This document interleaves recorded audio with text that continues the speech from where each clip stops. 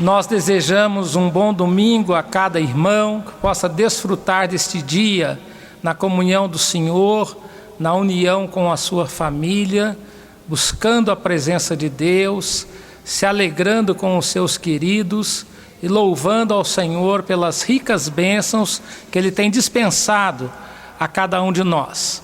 Nós comunicamos com pesar aos irmãos o falecimento da irmã Lúcia Saraiva, que faleceu no domingo passado, dia 1º. No dia 2 foi realizado o culto de gratidão a Deus pela sua vida, pelos pastores da igreja. Uma irmã que por muitos anos serviu ao Senhor, já com 92 anos de idade, e Deus a levou para a sua glória. Nós pedimos que a igreja continue orando pela reforma do templo. O templo, já estamos terminando a colocação do telhado, faltando alguns arremates finais. Em breve começará a pintura interna e nós pedimos que você ore, que você contribua para esta obra do Senhor. Nós vamos adorar a Deus nesta manhã, lendo a palavra de Deus no Salmo 91, versículos 1 e 2. O que habita no esconderijo do Altíssimo e descansa à sombra do Onipotente, diz ao Senhor, meu refúgio e meu baluarte, Deus meu, em quem confio. Nós vamos cantar o hino 144 e após este hino seremos guiados a Deus em oração pelo presbítero Sebastião. Vamos louvar a Deus. Pois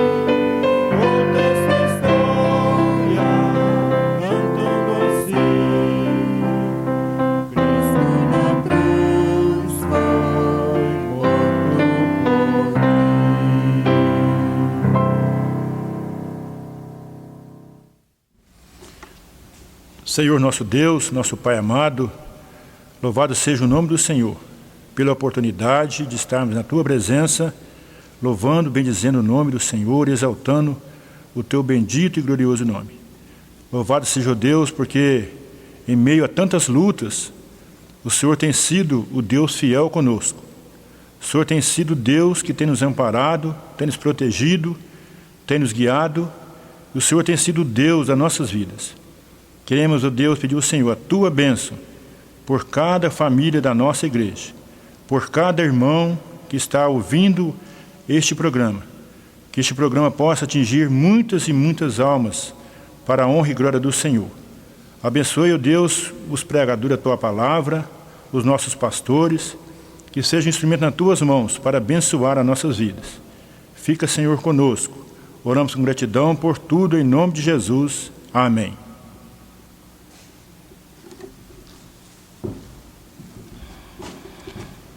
Nós vamos ouvir um hino especial pela nossa irmã Carina Oliveira Gripe.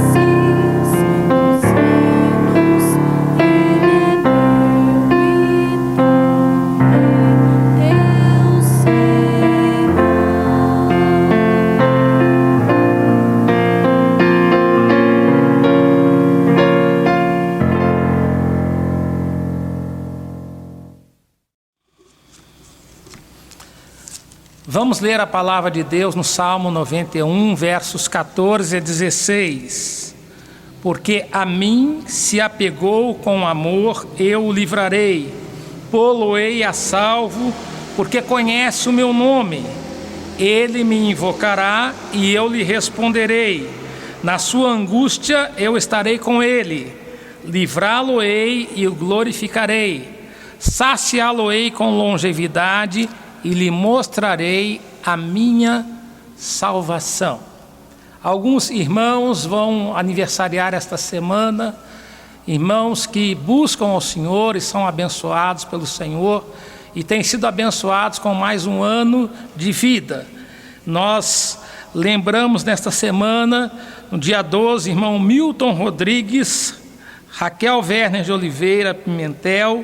Dia 13, Natália Knupp Maciel. Dia 14, Gabriel Arthur Barbosa, Giovanni Gripe Sattler, Nair Lima Tavares, Elaine Veiga de Oliveira. Dia 15, Darli Gripe, Diógenes Werner, Maria Lúcia de Oliveira Cateringer, Wesley Prata de Souza, Mariene Rodrigues de Assunção, Valdomiro Maforte. Dia 16, Júlia Cristina de Sapaiva. 17, Anne Dias Sattler, Josias Portes, Sidney Ludigero Werner, João Batista Figueiredo de Assunção. Dia 18, Adriano Werner Dias, Marta Werner Oliveira de Melo, Pedro Henrique Monteiro Gripe, Jamile Vieira Leite da Silva. Nós vamos cantar a primeira estrofe do hino 61, louvando a Deus por essas vidas. Louvemos ao Senhor.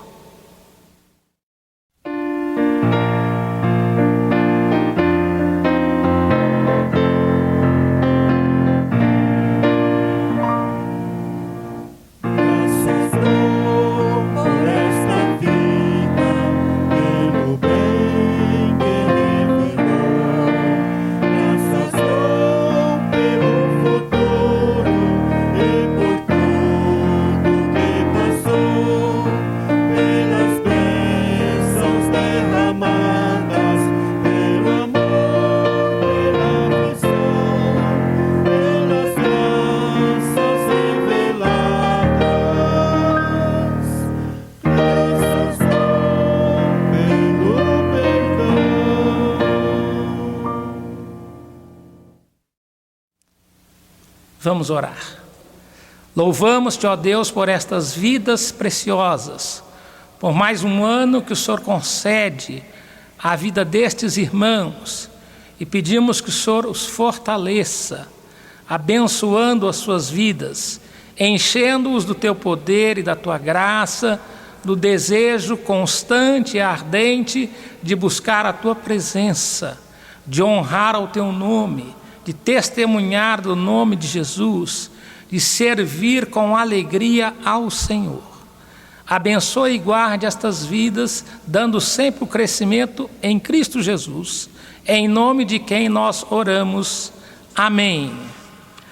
Amados irmãos, nós temos nesta manhã conosco o seminarista Davi Gripe Tavares, e nós vamos neste momento passar a palavra a ele, que estará fazendo a leitura da palavra de Deus e fazendo a exposição da palavra de Deus para os nossos corações.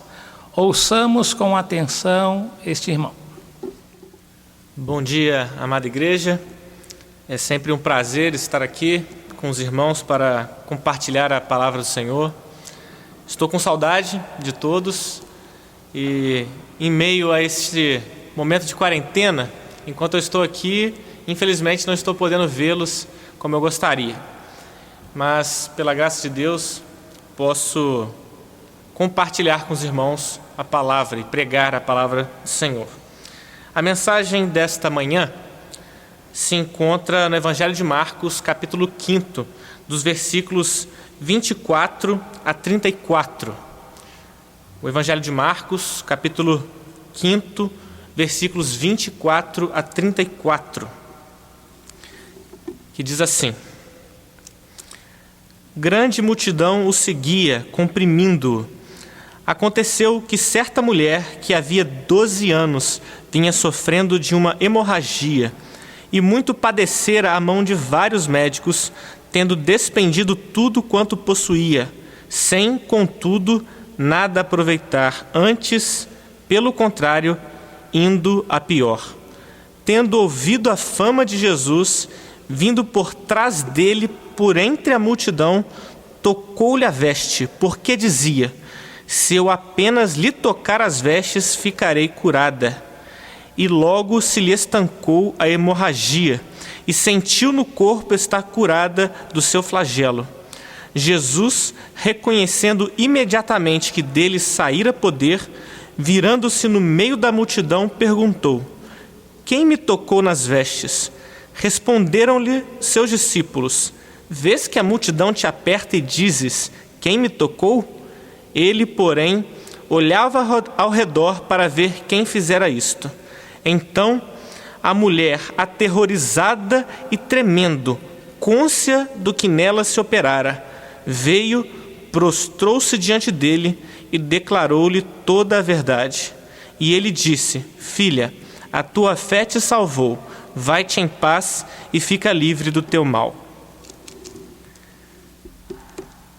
Essa é uma história, irmãos, muito conhecida, e quando nós não vamos para a época, para o contexto da época, corremos o risco de deixar importantes detalhes que nos levam a compreender o tamanho da fé que esta mulher exerceu, que essa mulher possuía. Para que os irmãos entendam, lembrem que na época de Cristo, a cultura judaica, a cultura daquele povo de Israel, eles primeiro que tinha sim um preconceito com a mulher. Existia sim um machismo real. E pelo fato de ser mulher, só pelo fato de ser mulher, ela já tinha uma situação mais difícil na sociedade. Percebe-se que havia um fluxo de sangue contínuo nela durante 12 anos. Esse fluxo de sangue, os estudiosos, todos praticamente unanimemente, estão de acordo de que era um fluxo que tornava a mulher impura perante a lei de Israel, perante a lei de Moisés. Ou seja, durante 12 anos, com aquele sangue contínuo, ela estava impedida de participar de cerimônias religiosas. Ela não poderia adorar a Deus no templo do Senhor, ela não poderia adentrar aquele local e oferecer sacrifícios a Deus. Ela também tinha problemas na sociedade, ela não poderia se relacionar com as pessoas, nem familiares próximos, ninguém, sem que ao tocá-los tornasse-os impuros também. Se ela fosse casada, ela não poderia se relacionar com seu marido e ter filhos. Se ela tivesse filhos, não poderia se relacionar com esses filhos. E se não fosse casada, sequer casar ela poderia. Ou seja, ela estava em uma situação realmente difícil. Ela não podia trabalhar. E se ela não podia trabalhar, necessariamente alguém tinha que sustentá-la. Percebam, esses detalhes, se não forem trazidos à luz, a gente não percebe quanto aquela mulher havia sofrido e vinha sofrendo por 12 anos. A idade de um adolescente, 12 anos. E ela tinha tentado de tudo. O texto diz que ela tentou de tudo. Ela foi em todos os médicos, curandeiros da época, para tentar melhorar, tomar algo que a curasse. Mas o texto diz que ela gastou tudo e ela foi de mal a pior, só piorou. Ela estava realmente em uma situação onde ela deveria depositar toda a sua esperança em Jesus. E ela fez isso, e ela de fato fez. Nós percebemos aqui no texto, é o que eu pretendo mostrar aos irmãos, que a ideia central, o cerne desse texto, é que Jesus, Cristo, ele tem poder real para purificar todo aquele que vai até ele com fé nele. E essa fé não é uma fé qualquer, não é uma fé histórica, não é uma fé morta, é uma fé viva. E esse texto mostra ao menos 4 características que a fé verdadeira em Cristo Jesus possui, e que esta mulher mostrou essas 4 características de fé. A primeira característica é que a fé vem pelo ouvir da palavra de Deus, vem ouvir a respeito de Cristo. Diz no versículo 27 que ela ouviu, tendo ouvido a fama de Cristo, ela ouviu a respeito de Cristo. No texto original, meus irmãos, lá no grego, é onde a língua que foi escrita, a Bíblia, não tem a fama de Cristo, não tem essa quando nós traduzimos, não existe a fama, possui ouvindo falar de Cristo. Existem outras versões bíblicas que traduzem dessa maneira, ouviu falar sobre Cristo, mas isso não perde em hipótese nenhuma o sentido do texto e o que ele quer dizer para nós hoje. Ela ouviu falar a respeito de Jesus. O texto não fala o que ela ouviu, o texto não fala nem de quem ela ouviu falar. Se bem que naquela época, naquele momento, todos falavam a respeito de Cristo. Jesus devia ser um assunto generalizado. Ele estava realmente mudando. Multidões o seguiam, multidões faziam de tudo para encontrar Cristo. Então não era difícil ouvir a respeito de Jesus. Mas ela ouviu. E a Bíblia é clara, é categórica ao dizer em Romanos 10 que a fé ela vem pelo ouvir e ouvir a palavra de Deus. Isso deve trazer a nós, meus irmãos, pelo menos 2 implicações muito importantes. Que o que salva não é a fé. A fé não tem poder em si mesma. A fé, ela não tem graça em si. O que salva é a fé em Jesus. É no objeto certo da fé. É Cristo que salva e a fé em Jesus que salva. Com certeza, muitos de nós aqui já ouvimos algumas frases muito populares que infelizmente não são verdadeiras. Muitos dizem, o que importa é ter fé. Ou então, todos os caminhos, todas as fés levam a Deus. Isto não é bíblico. A Bíblia diz que a fé que salva é a fé em Jesus Cristo e na sua obra na cruz. Essa é a primeira lição que devemos tirar. E a segunda é a importância da pregação. É a importância de proclamar a respeito de Cristo. Como ouvirão da fama de Jesus se não há quem pregue? E como ouvirão se não forem enviados? Devemos sempre nos perguntar: estamos proclamando o Evangelho de Cristo? Estamos falando das verdades da obra de Cristo aos nossos amados, aos nossos conhecidos? Quem sabe, pela vontade de Deus, ao falar a respeito de Cristo, como essa mulher, muitos não terão a fé verdadeira como ela tinha. Essa é a primeira característica de uma pessoa que tem a verdadeira fé. A primeira característica da verdadeira fé, que ela vem pelo ouvir de Cristo. A segunda característica da verdadeira fé é que as pessoas que a possuem, elas agem de acordo com o que elas professam. Ou seja, as atitudes de um crente são compatíveis com aquilo que ele diz crer.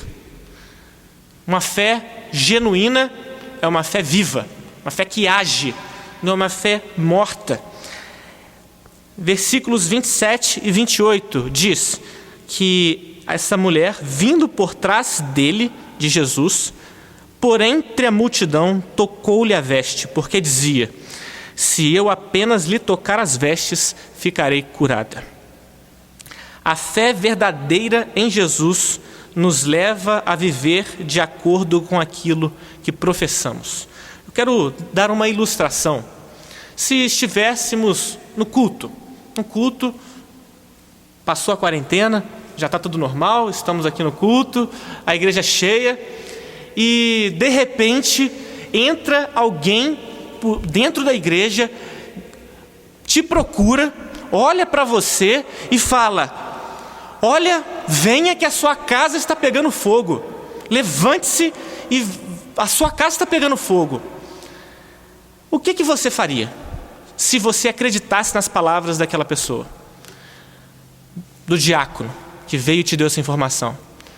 Você teria que se levantar imediatamente do culto e ir atrás para salvar a sua casa, para conseguir fazer algo.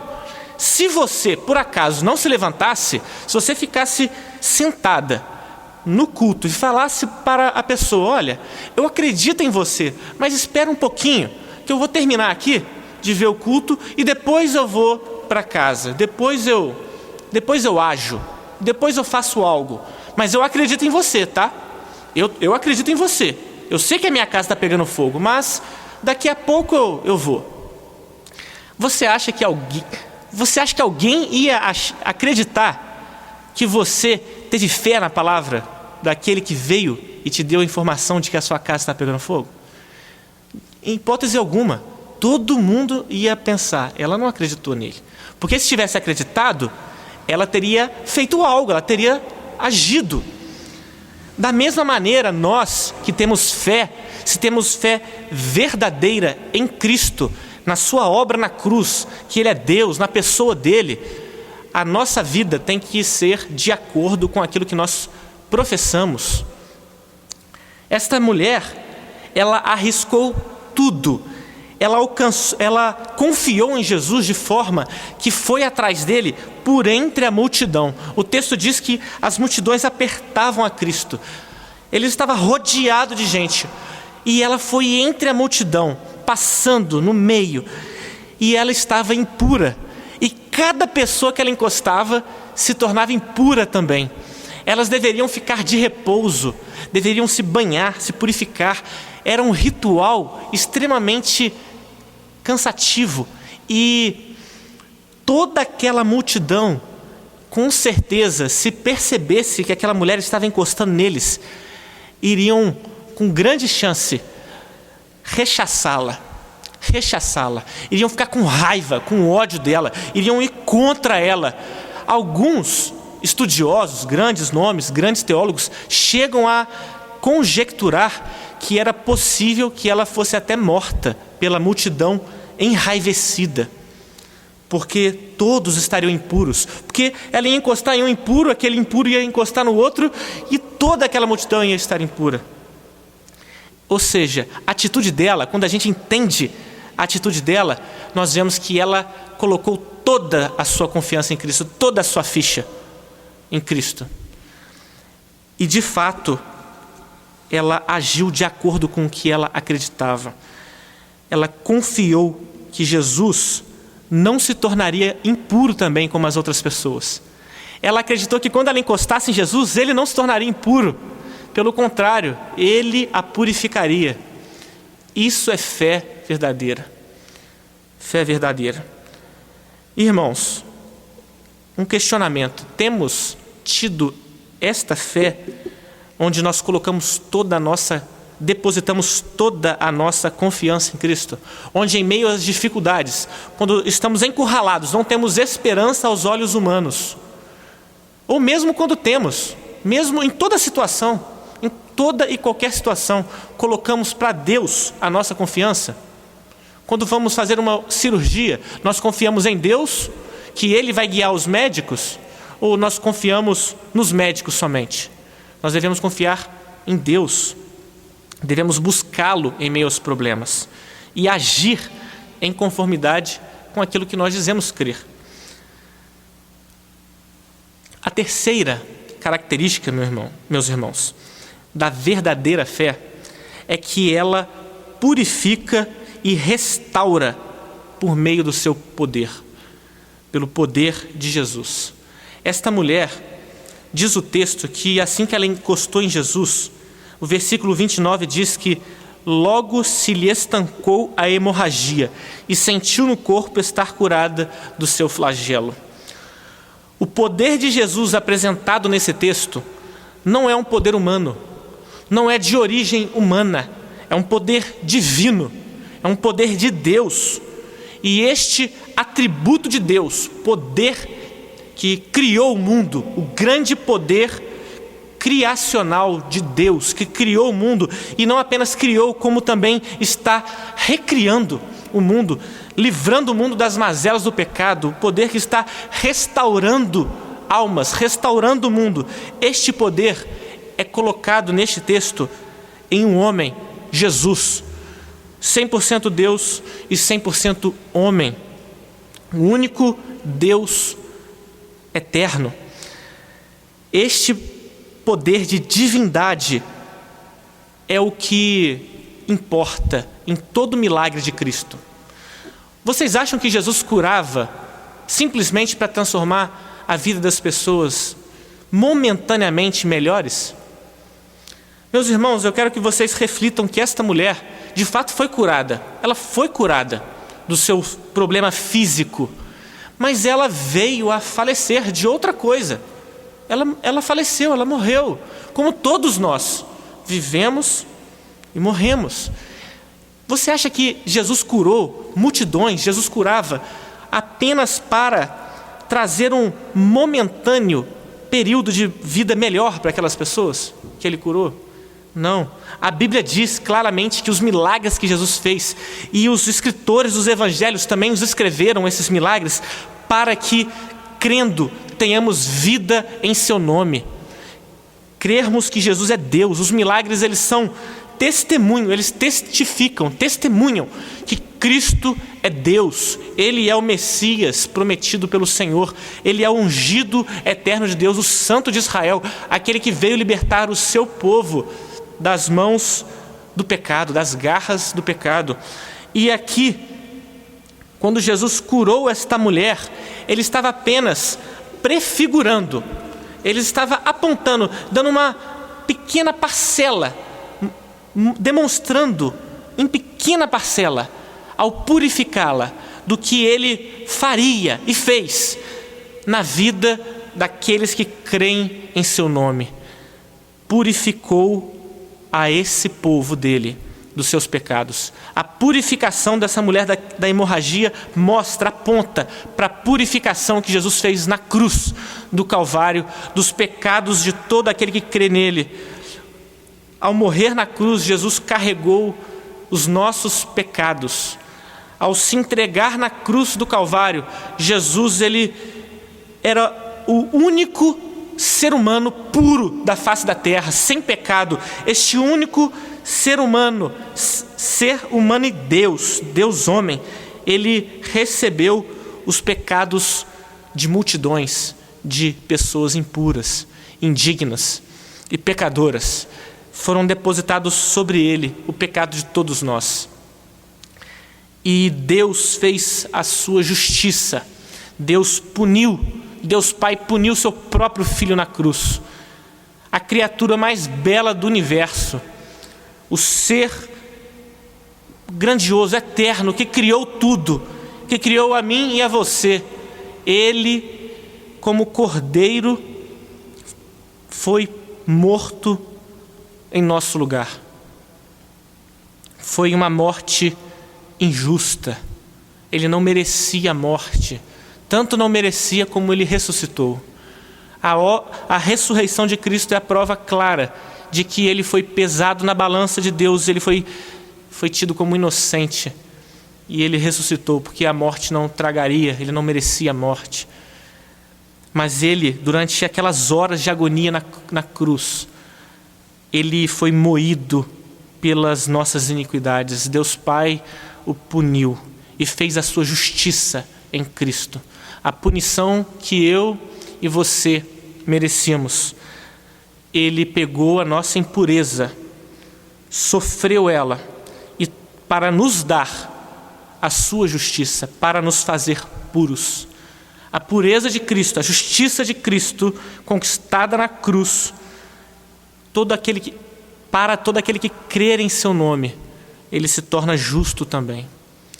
Isso é a beleza do Evangelho. Simples, é simples, não é difícil. Intelectualmente não é difícil, mas como é difícil crermos. É um milagre da salvação, milagre da fé verdadeira. E ao fazer isto, ao curar esta mulher, ele estava apontando, prefigurando o que ele faria e fez por todos nós, todos aqueles que creem em seu nome. Jesus só pôde curar aquela mulher e purificá-la, porque ele tinha todo o poder para isso. Ele era Deus, é o único Deus de todo o universo. Isso é muito belo, e nós devemos crer nisso de todo o nosso coração. E aquele que tem consciência disso, aquele que de fato se converteu, aquele que de fato tem a fé verdadeira, a fé que tem essas características que trouxemos até agora, essas 3 características, com certeza ele tem a 4ª e última característica que esse texto nos apresenta, que é: adora aquele que tem todo o poder. Aquele que tem a fé verdadeira, ele se prostra e ele adora a Cristo. E essa mulher fez isso. O versículo 33 diz que então a mulher, atemorizada e tremendo, cônscia do que nela se operara, veio, prostrou-se diante dele e declarou-lhe toda a verdade. Neste momento em que ela foi curada, essa mulher que há 12 anos tentou de tudo e não conseguiu, gastou toda a sua fortuna não, gastou todo o seu recurso, fortuna é conjectura minha, gastou todo o seu recurso, tudo que tinha, e sem resultado nenhum, piorando, estava fadada à morte. Quando ela percebeu que ela foi curada, ela percebeu que não estava diante de um homem qualquer, ela não estava diante de um profeta, ela não estava diante de um mero sacerdote, de um mero rei, só de um reizinho humano. Não, ela entendeu que ela estava diante do Rei dos Reis, do único Rei do universo, diante de Deus, do próprio Deus, e ela se prostra e adora.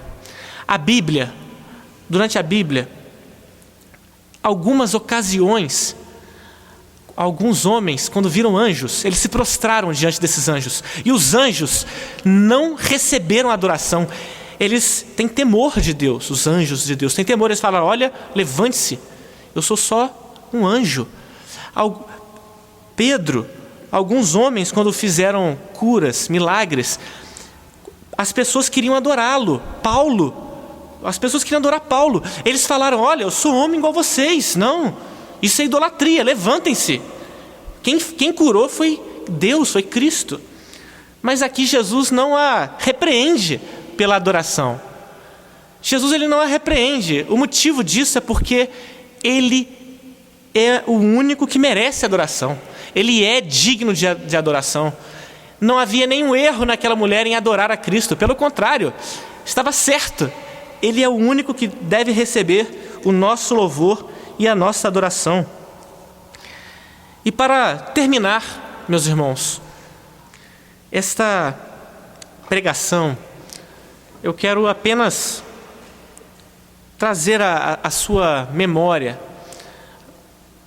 para que você não se esqueça que a verdadeira fé é uma fé que está pautada apenas em Jesus. Essa fé, ela não é uma fé morta, ela é uma fé que age de acordo com aquilo que crê. Se nós cremos que Jesus é Deus, que Ele de fato morreu na cruz por nós, nós não ficaremos parados, nós iremos agir em conformidade com aquilo que cremos, nós iremos nos santificar, nós iremos amar a Deus, nós iremos amar o nosso próximo, nós iremos confiar em Deus, nós iremos odiar o nosso pecado, que é a causa pela qual Cristo se entregou por nós, nosso pecado. Deus leva o pecado muito a sério. A fé verdadeira, ela se prostra diante do Senhor, porque foi purificado por Cristo.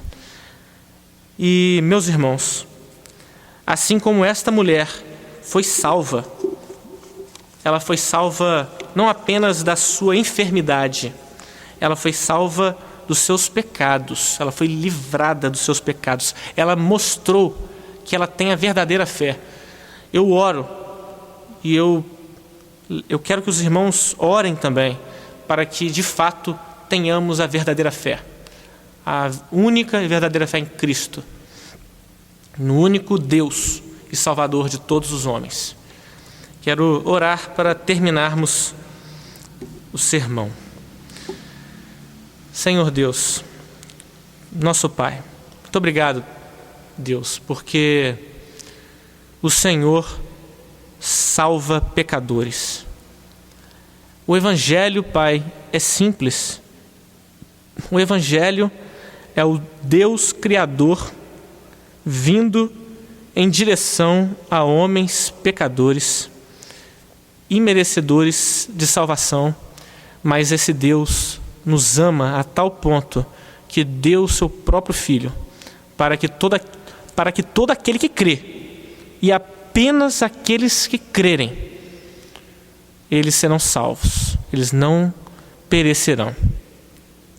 E este é o Evangelho que devemos pregar e devemos viver de acordo com o que cremos, dia após dia. Ó Deus, abençoe os meus irmãos que estão nos seus lares, nos ouvindo, que o Senhor e o Teu Espírito Santo, por meio da Tua graça, tenha misericórdia, ó Deus, de nós, que nós possamos ser gratos ao Senhor, confiar no Senhor de todo o nosso coração e vivermos unicamente para a Sua glória, vivermos para a glória do único e soberano Deus. Em nome de Jesus, amém.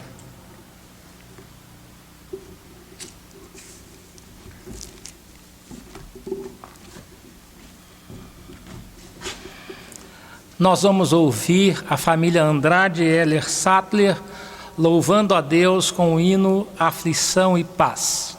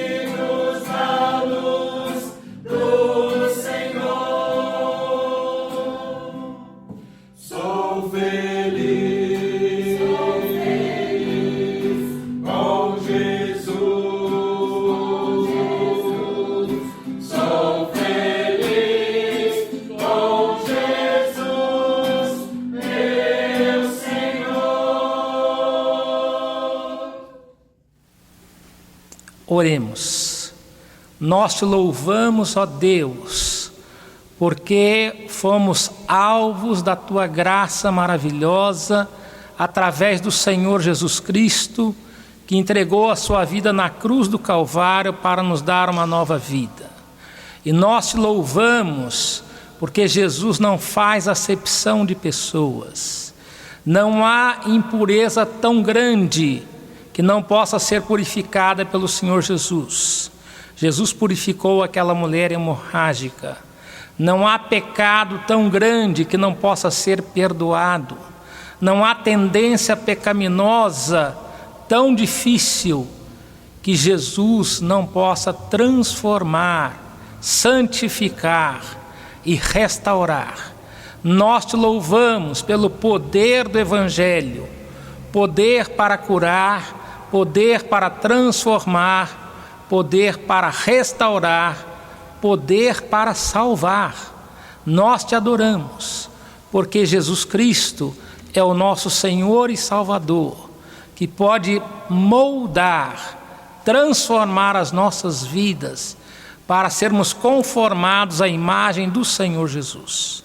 Nós te louvamos pela palavra que ouvimos nesta manhã e pedimos a Deus que o Senhor fortaleça a nossa fé. Nós oramos em nome de Jesus. Amém. Recebei a bênção e que a graça maravilhosa do Senhor Jesus Cristo, o amor de Deus, o nosso Pai, a comunhão, as ternas consolações do Espírito Santo sejam sobre vós hoje e sempre. Amém.